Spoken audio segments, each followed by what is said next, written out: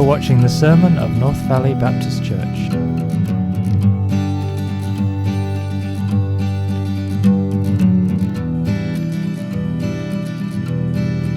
This week's sermon is preached by Pastor Scott McGrady.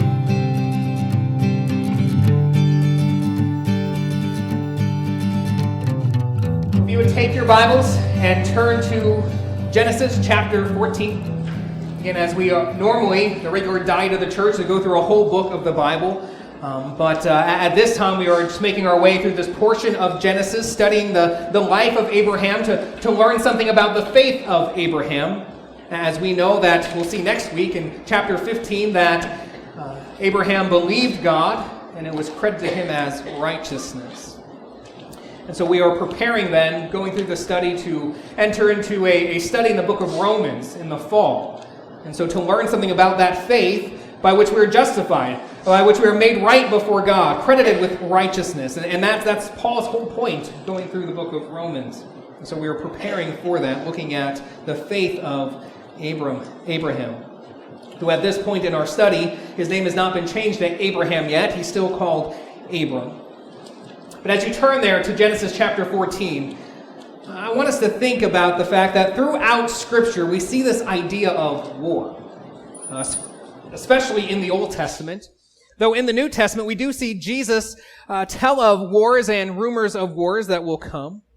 And in Revelation, we see that as the end draws near, there will be wars. And there will be a global war, unlike anything that we've seen so far. And there is a day coming when all of the nations will gather against God's chosen nation, Israel. And when all seems bleak, when there seems to be no hope for the people of Israel, that they are about to be wiped out, it's in that moment that Jesus Christ will return. And he will return as a conquering warrior. And by nothing more than the command from his mouth, he will destroy all of Israel's enemies. And he will establish his kingdom on earth, and he will reign on earth for 1,000 years until, as we saw this past Easter, he turns his kingdom over to the Father.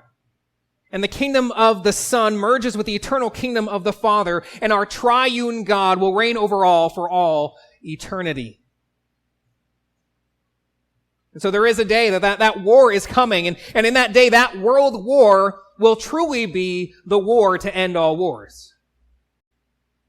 But until then, there will continue to be war. But throughout the Scriptures, we see that God is sovereign over all things, even war.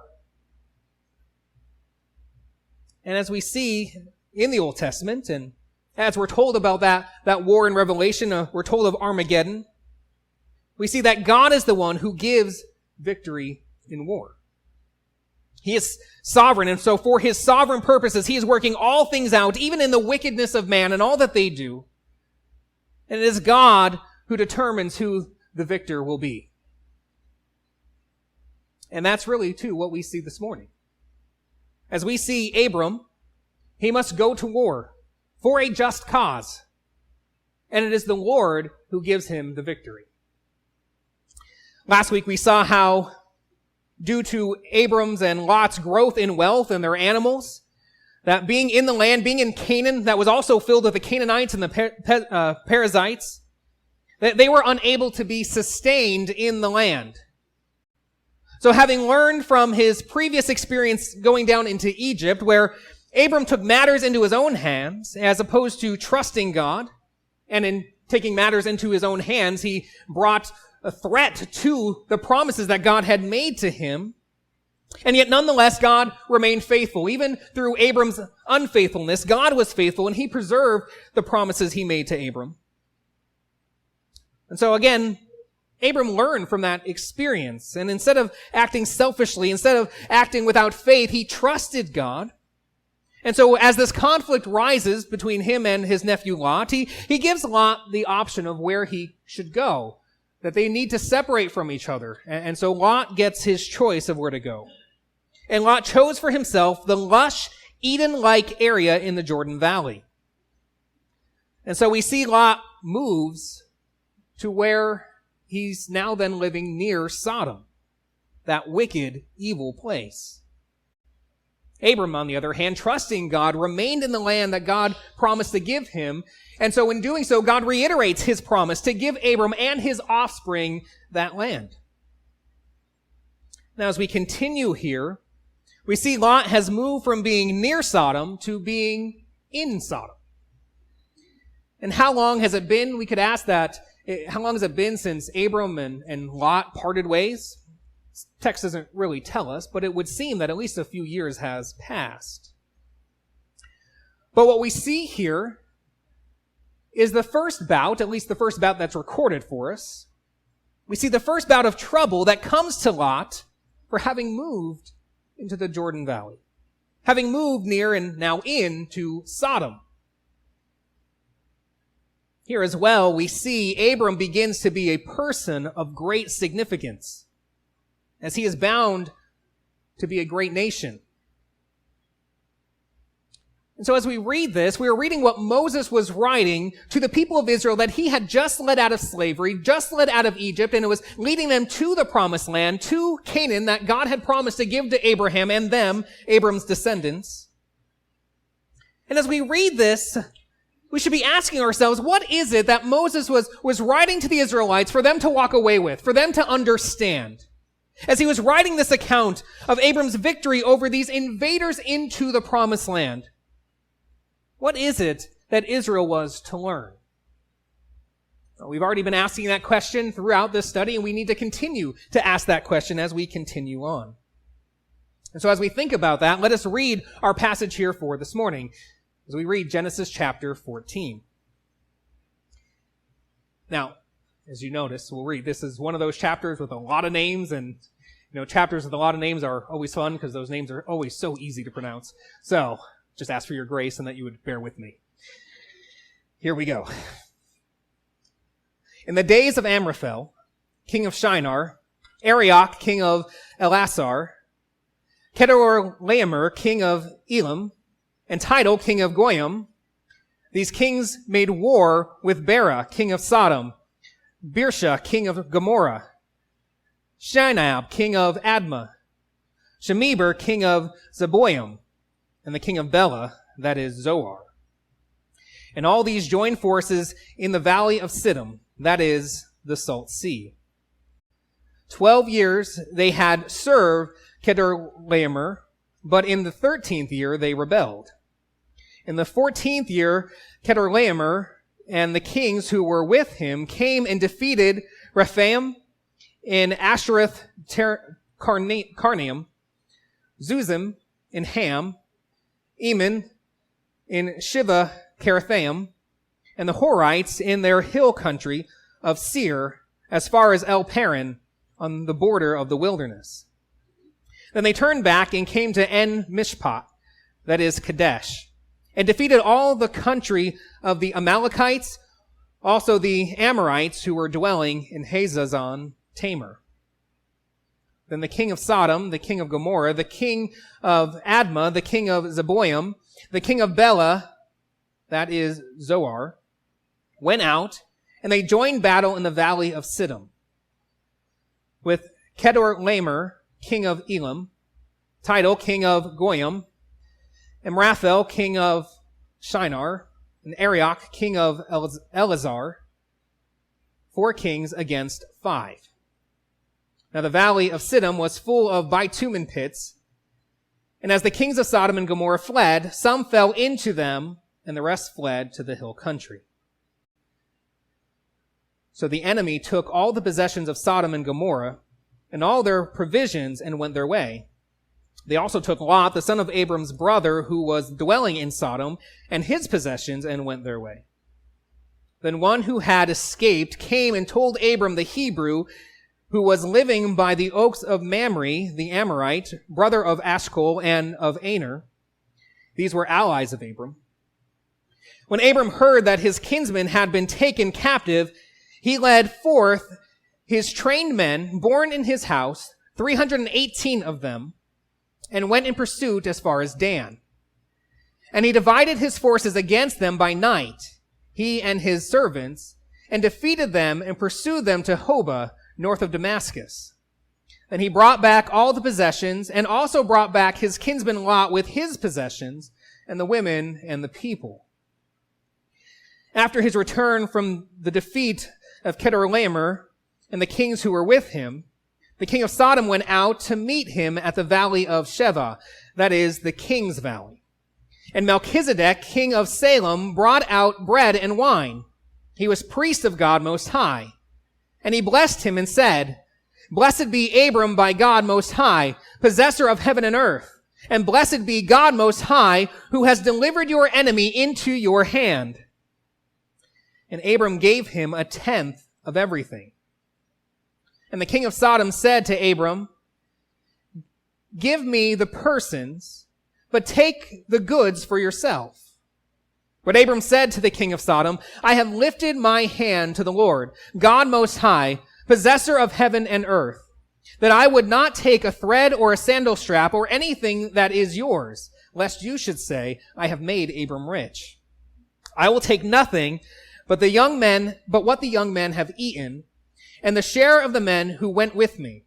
Let Aner, Eshcol, and Mamre take their share.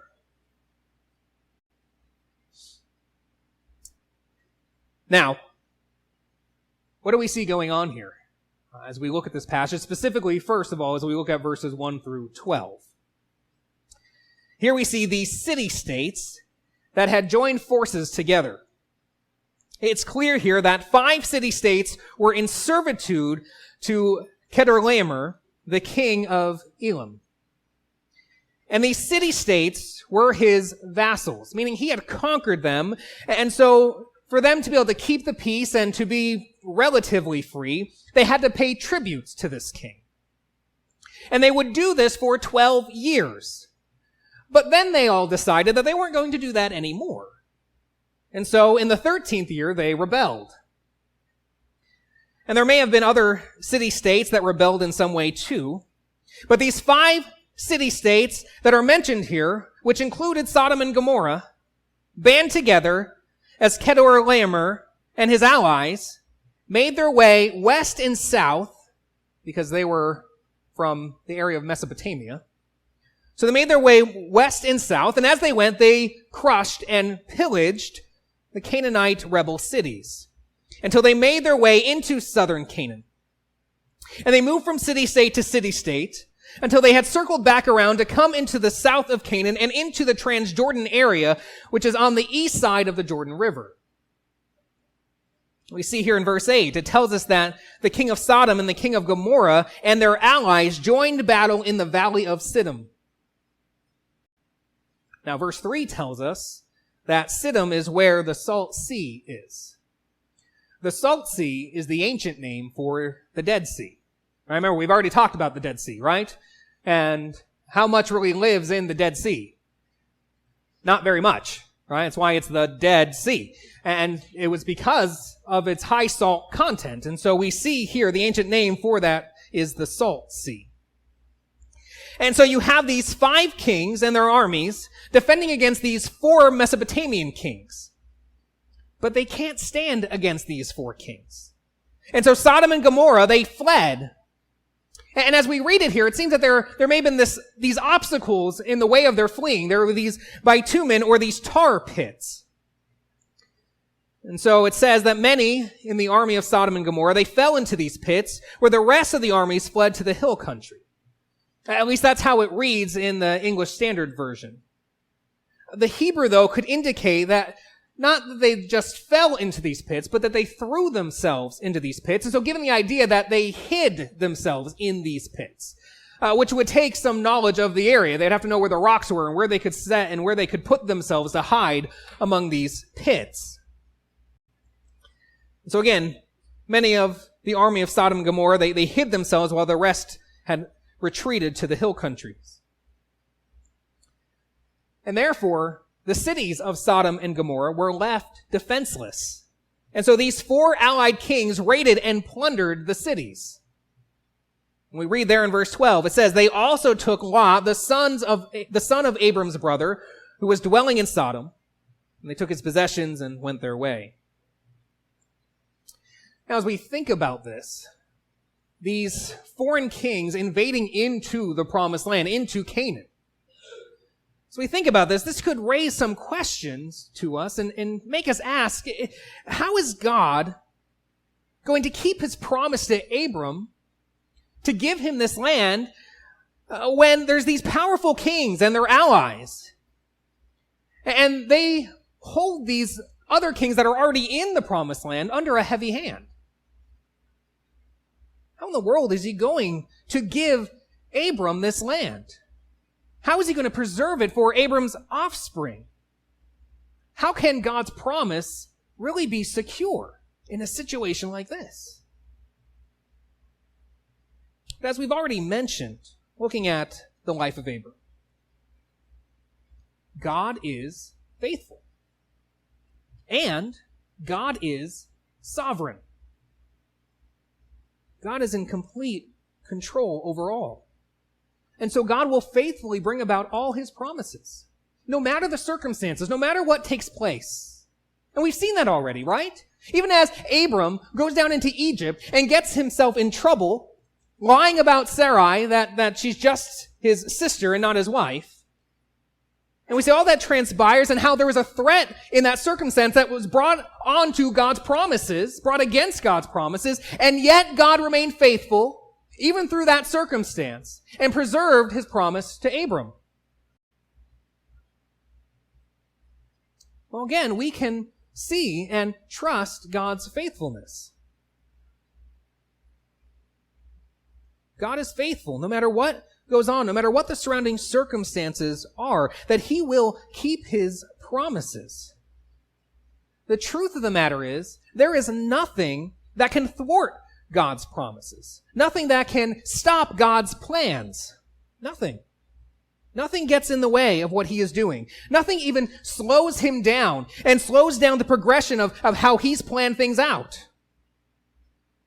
The things slow down our plans, right? Things get in the way of our plans. Our timeline doesn't always work out, but nothing hinders God's timeline. When things seem to threaten our plans and even ruin our plans, we have to understand and trust nothing can threaten God's plans. Nothing can ruin his plans. Nothing at all. All things are working out according to what he has preordained for his purposes. How many times, just through this series, which we haven't been into that long, how many times have we already mentioned God's purposes? And how God's purposes are always righteous and always good. And so with faith, we must trust God and his purposes. And understand nothing will get in the way of what he's doing. And so even as we're sitting at home and maybe watching the news, and we see the things that are happening in the world, we hear about Vladimir Putin, and we hear about Xi Jinping, and whenever we hear about what they're doing, and we think, wow, that's kind of scary. You know, what could transpire from all of that? That's nerve-wracking at the least. Or whatever else that we could see happening in our own country and the politics in our country and all that's transpiring on the federal level, the state level, and even the local level. And we think, wow, that's messed up. Not even that. And so we would just think about the things that are happening in our own personal lives. You need to remember, God is working his will for his purposes, and his purposes cannot fail. And so as we think of God's purposes, his plan and his promises to Abraham, those plans, those purposes cannot, would not, and did not fail.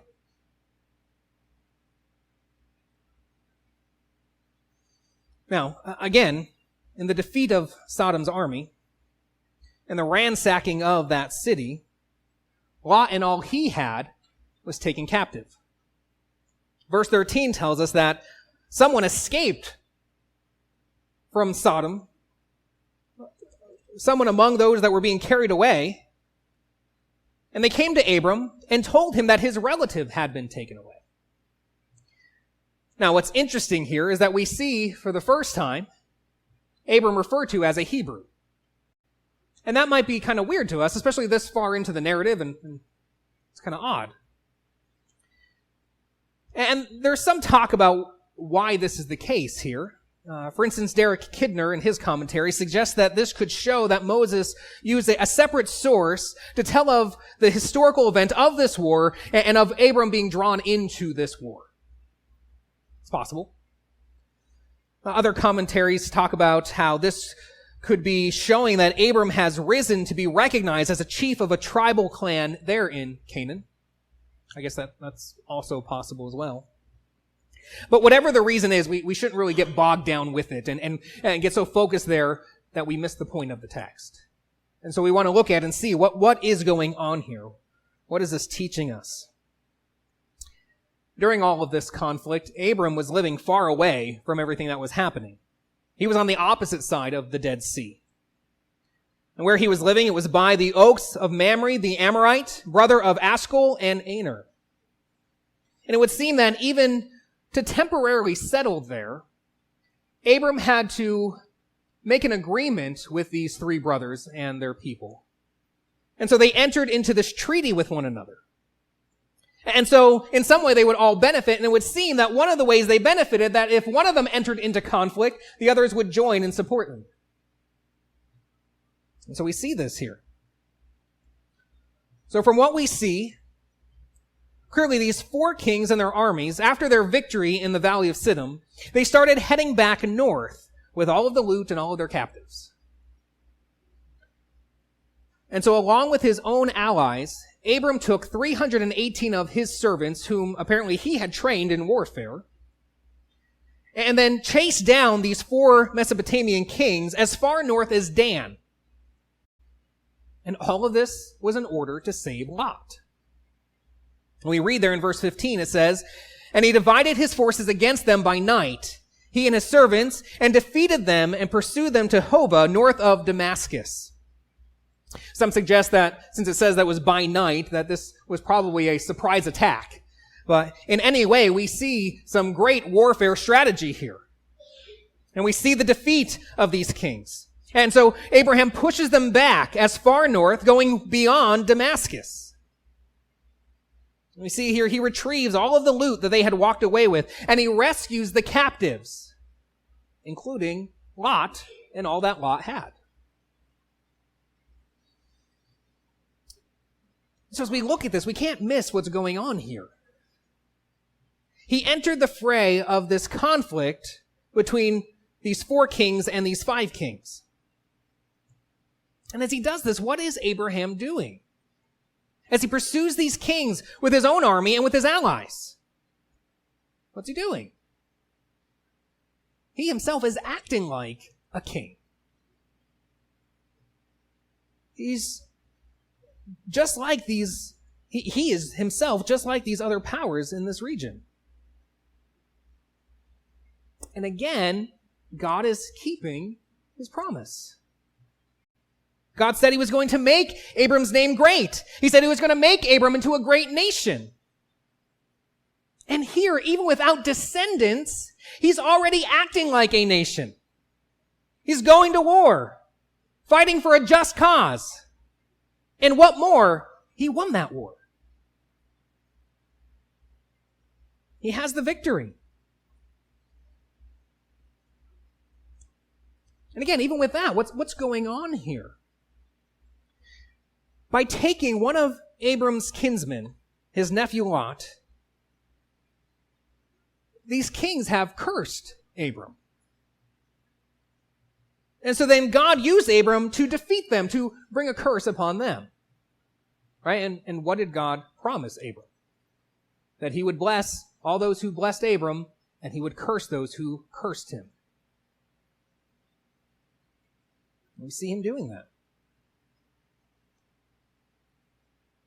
At the same time, too, God also promised that he was going to bless Abram to make Abram a blessing. Right? And we see that too here. Right? He's a blessing to these four kings by defeating their enemy.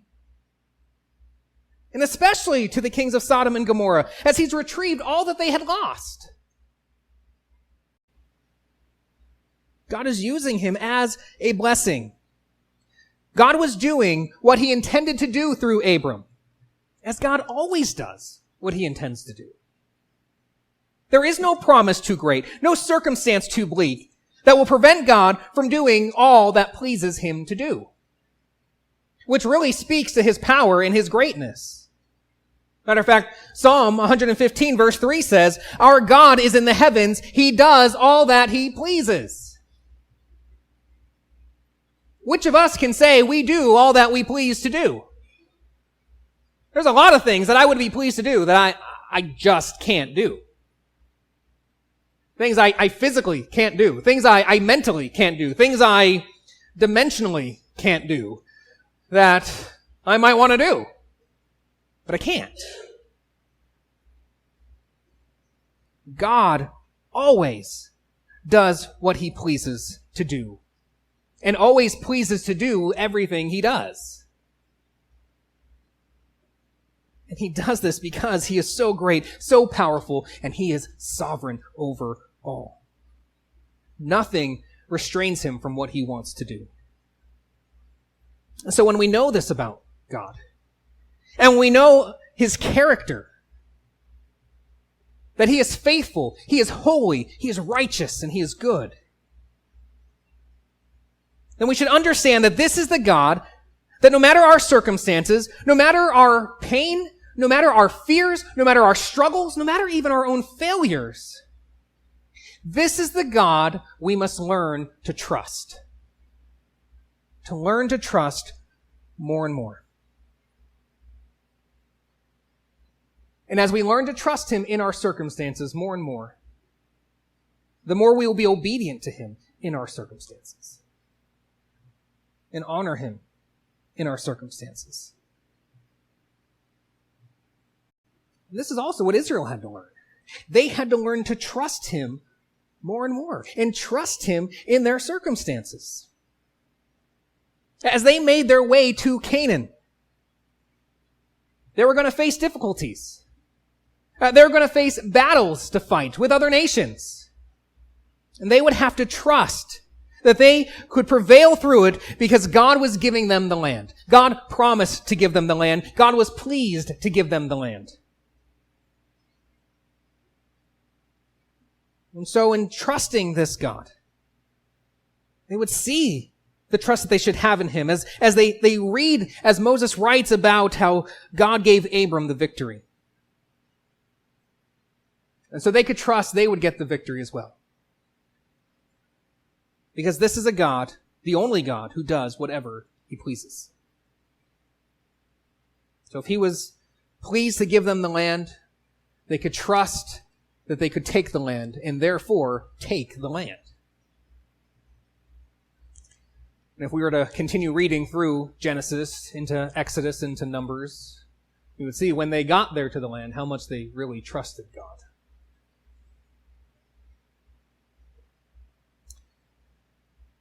Then with this victory won, we see two kings come out to Abram. We see the king of Sodom, which already has been mentioned to us, and then we see this other king who this is the first time he's mentioned. He's a very special king, and many point out that he's shrouded in mystery. As we read of Abram's return, we see first that the king of Sodom came out to meet him in the king's valley. And think about this. Again, we have these two kings that come out to meet Abram, and they meet him in the king's valley. Right? Again, what is all of this pointing us to? These two kings meeting with Abram in the king's valley. What is Abram standing there like? Like one of these kings, right? God is fulfilling everything he said he would do. God is keeping his promise. Abraham is there as a king. Though he has not been made into a nation yet. And if this place, this valley of the king's valley, if this is the same king's valley that we read of in 2 Samuel, then this would be just south of the city that we read here that's called Salem. And verse 18 says this, "And Melchizedek, king of Salem, brought out bread and wine. He was priest of God Most High. And again, most people point out the sudden appearing of Melchizedek, whose name means King of Righteousness. But on one hand, though, the suddenness of his appearing isn't all that mysterious when we think about the fact that they would be meeting just outside of the city he ruled over. But this is our first introduction to him. As we read of this meeting, we're not really told much about the king of Sodom here. We've already read about the city he reigns over, right? It was a wicked city. The people of Sodom were great sinners against the Lord. And so that might tell us something about his rule and reign as well. But then we read here about Melchizedek. Again, the king of Salem. The word Salem means peace. So this is the city that will later be called the city of peace, called Jerusalem, right? And so this is the city that Melchizedek ruled over. Therefore, it's the same city that later on, as Israel is established in the land as their own nation, that King David then will move the capital to Jerusalem. And he will move the center of worship there to Jerusalem, to that city, the city of peace. And this is the king that at this time in Abram's lifetime reigned over that city. And we see here about this king that he is, and he was, the priest of God Most High. He's the priest of the one true God. And so we see this one man holding two separate offices. This one man is both priest and king. Is that something that's familiar to us? Something that shouts at us that this man in some way is very important, as we see? Does he remind us of someone else that we're told about who is both priest and king? He should. Matter of fact, there are many who argue, because of what we read about Melchizedek in the New Testament book of Hebrews, that they argue that really Melchizedek is the pre-incarnate Christ. That this is a Christophany. This is an appearing of Christ before he took on flesh and became a man. I don't actually lean there. I don't think that's what the author of Hebrews is telling us. Matter of fact, as we read in Hebrews, if we were to turn there, we would see that he tells us that Jesus is a priest in the order of Melchizedek. And he quotes David in Psalm 110 to show us that. And so Jesus is a priest, Christ is a priest in the order of Melchizedek, which I think points to us to understand that he's not Melchizedek. But what is clear is that Melchizedek is a type of Christ, or a foreshadowing of Christ, and in this sense is even a prophecy of Christ in his own person. That there is one coming who will be both king and priest. Melchizedek is not that king and priest who is coming, but he foreshadows for us the one who is to come. He is like the one to come in many ways. And so Melchizedek lets us know that there is this special king coming, one who is priest and king. One who is priest and king who will rule in Jerusalem. Just as Melchizedek did. Which then, I think, shows us that when David moved the capital city to Jerusalem and moved the center of worship to Jerusalem, that wasn't just coincidental. That wasn't just something that just happened. But that was always the plan. That's always what God intended. And it didn't just happen because nothing just happens. Everything is always the plan. We see over and over and over again in Scripture that God is totally sovereign over all things. And so here, again, as we're introduced to Melchizedek, what do we see Melchizedek do?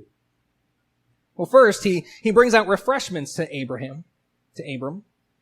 He shows him hospitality. And he blesses Abram. Again, what did God promise Abram? That he would bless him. And now the priest of God comes out and blesses Abram. And we read of this blessing in verses 19 through 20. Melchizedek said, "Blessed be Abram by God Most High, possessor of heaven and earth. And blessed be God Most High, who has delivered your enemies into your hands." And isn't that a significant thing to say? He has delivered your enemies into your hand. Again, so we see this declaration by Melchizedek of blessing on Abraham from God Most High. The God who is above all else. The God who stands alone as the supreme ruler over all. He is God Most High, who possesses because he created heaven and earth and sovereignly rules over heaven and earth. And then he gives honor to God Most High for delivering Abram's enemies into his hands. And so it's clear here. Why did Abram win the war? Was it because his own 318 servants were so well trained? I mean, they were trained. It tells us that, right? Is that why they won? No. Was it because his allies with the three brothers, Mamre and Eshcol and Aner, was it because they were, and their people so numerous? Well, really, the text doesn't even tell us how many of them there were. But no matter what, is that why they won? No. Not at all. Why did they win the war? Because God won the war for them. God brought them the victory, as Melchizedek makes very clear. This is the God who promised to bless Abram, and he was keeping his promises, as he always has and always will keep his promises.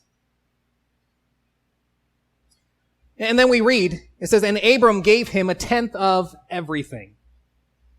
Everything that Abram had gained in his victory, he gave a tenth of it to Melchizedek.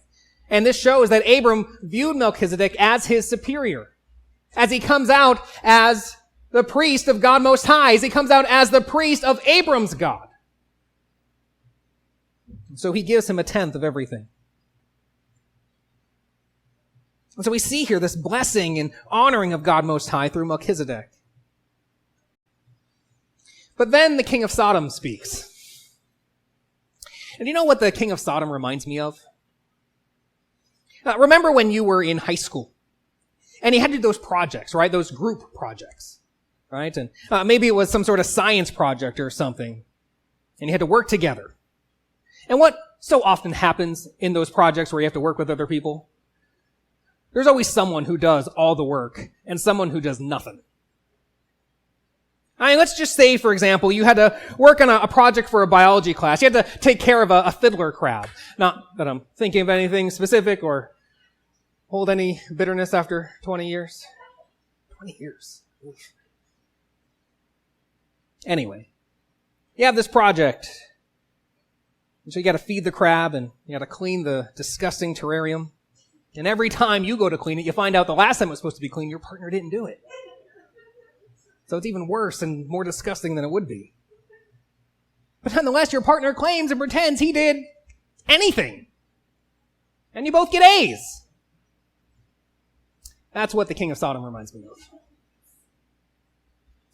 As we see him come out here, he pretends like he hasn't been hiding in a tar pit. As if he's done anything for the victory. That it wasn't just all Abram. And so he wants to split everything with Abram. Verse 21 says, "And the king of Sodom said to Abram, 'Give me the persons, but take the goods for yourself.'" Now we read here, though, Abram wasn't going to do that. In fact, Abram wasn't going to take anything. Because rather than it look like he had some kind of dealings with this wicked king, wicked king of Sodom, Abram would prefer to walk away empty-handed. Even though he had rights to what was won in battle. if there was any opportunity for this evil king to twist things and make it look like he made Abram what he was, then Abram was not going to take anything. Verse 22 says, "But Abram said to the king of Sodom, I have lifted my hand to the Lord, God Most High, possessor of heaven and earth, that I would not take a thread or a sandal strap or anything that is yours, lest you should say, I have made Abram rich."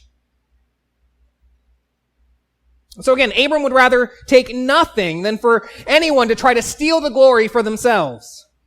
Why? Because the glory belonged to God. And it was Abram's desire for God Most High, who alone deserves honor and glory, to receive that honor and glory. And so, I think the question then reflects back on us. What are we ourselves willing to do or not do?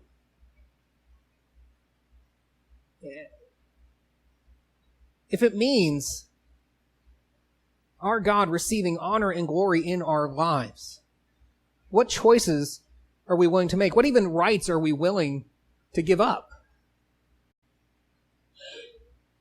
When there's opportunity before us, when there's temptation to indulge, when there's pleasure to seek, if there's gain to be had, but it would not point to God Most High for who He is and all that He has done, if it would not point to Him as the God He is, if it would not demonstrate that He alone is worthy, then would we be willing to turn it all down, knowing that God alone is worthy of honor and glory? And listen, this would have taken profound humility on Abram's part. Yes, these things at first had belonged to the king of Sodom, but he lost them. And Abram won them. And yet, so no one could twist things, so this wicked king could not bend things in his favor. Abram, caring more for the glory of God, let it all go. And notice, Abram said here again, I have lifted my hand to the Lord, God Most High, possessor of heaven and earth. He takes the same wording from Melchizedek, and he makes it very clear that God Most High is the Lord. He is Yahweh. He is the one true God. And he knew this God had promised him far more than any of the spoils he could gain in battle. And so knowing God's promises and knowing the God of these promises, Abraham could be content with what God had given him. Abram said in verse 24 then, I will take nothing but what the young men have eaten and the share of the men who went with me. Let Aner, Askell, and Mamre take their share. And really, that's only right. Those who fought for Abram, who gathered with him, those who were Abram's men should get what was rightfully theirs for their service to Abram and the part that they played in serving the king of Sodom. But Abram would take nothing for himself.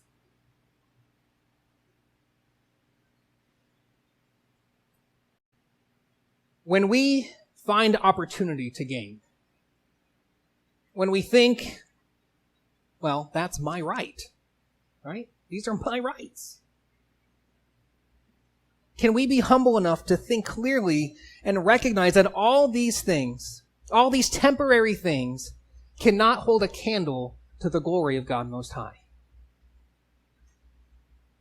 And can we choose what is for His glory and honor, even when it may mean setting aside our rights, even when it means maybe taking a loss, let alone losing out on an opportunity to gain? As we also trust our great God and know the promises that we have in Him, know those promises far outweigh whatever we could gain in this temporary life.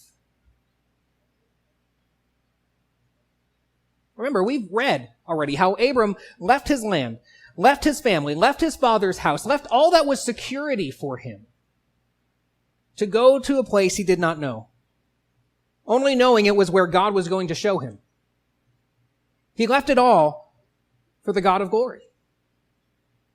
And last week, with the dispute that rose between Lot and his herdsmen, he could have taken for himself the well-watered, lush, Eden-like place that according to human standards would have been the better choice. But he trusted God and his promises, trusting that what he had in God was far better. And so in the end, Abram made the right and better choice. And now, as we see today, for the sake of God's glory, so that all would know that everything Abram is and all that he had came because of how great his God is. And so the king of Sodom couldn't try to steal the glory for himself. Abram once again relinquished his rights as he sought to glorify God above all else. Can we follow this example? This example of one who knows the God of glory and knows that his glory is more valuable than anything else. Trusting in his promises, knowing that what we have in this God and what we have as you and I sit here today in this God is what is of eternal value. It's not of the temporary nature of anything else in this world. Think about how you and I received all that we have and know God's promises are secure. We have these things because of the sacrifice, because of the infinite payment of the God-man, Jesus Christ. Can we not see then these things far outweigh anything that we could get from this world? Any treasure, any pleasure, anything at all that we might seek after that is worldly? That is only of the here and now? No, what we have is because of the great God of mercy and grace, who, though we deserve wrath because of our sin, sent his Son into the world to pay that wrath in our place, to come and live the perfect life on our behalf, to give of himself for us on the cross, to settle God's justice and wrath and anger towards our sin in our place, so that you and I would never have to, that he died for us, and he did not stay dead, but he rose again. And he who is the king and priest lives today, lives for us who believe in him, lives to forever intercede for us. And in him, all of God's promises are yes. He purchased all of those things. It cost the life of the infinite God-man. Can we not see how great these promises are? Can we not see how much we have in God that we could turn our backs on everything in this world? And see that we have nothing to gain here in this world, and therefore choose to live and choose the best choice, in which is to give honor and glory to this great God of glory? Let us too be so humble to live with God's glory as our chief end, trusting that in all we do, in every decision we make, as we seek to honor God, he will indeed honor and glorify himself in us. The God we serve is the same God Abram served. He's the God who does what he pleases. He's the God who gives the victory to whom he wills. The God who is sovereign, who has chosen his people. And so the God who deserves all honor and all glory from his people, from Abraham, from Israel, from us, his church, and from each of us individually in our lives. He is worthy of all honor and glory for us, from us. And he's the only one who is worthy. And so let us live for that honor and glory. Let us seek in every decision we make and everything we do to see that God will glorify himself in this world through us. No, he's worthy. Let's pray. For the complete sermon archive and more information about the church, please go to visitnbbc.com.